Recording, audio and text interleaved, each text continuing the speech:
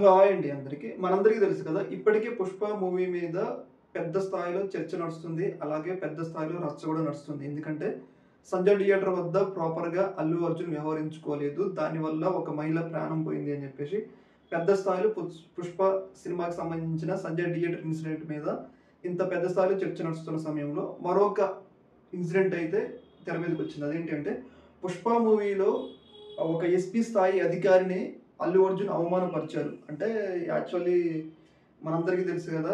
ఆ swimming pool 'Pushpa' movie చూసినోళ్ళకి అందరికి ఐడియానే ఉంటది. ఆడ స్విమ్మింగ్ పూల్ ఉంటది కదా! స్విమ్మింగ్ పూల్‌లో టాయిలెట్ పోసి షెకావత్ అంటే ఎస్పీ స్థాయి అధికారి అక్కడ దాంట్లో పడేయటం ఇదంతా ఉంటది కదా! ఈ ఇన్సిడెంట్. ఈ ఇన్సిడెంట్ పోలీస్ వ్యవస్థని అవమానపరిచేలాగా ఉన్నది.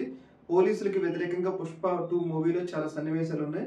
హీరోని బట్టలుప్పదీసి చాలా దారుణంగా హీరో పోలీస్ అధికారులని బట్టలుప్పదీసి చాలా దారుణంగా అవమానించారు అని చెప్పేసి మనందరికి ఐడియా ఉంటది. ఈయన తీర్మాన్ మల్లన్న కాంగ్రెస్ ఎమ్మెల్సీ. అయితే ఆయన రీసెంట్‌గా ఒక కంప్లెయింట్ అయితే రైజ్ చేశారనమాట.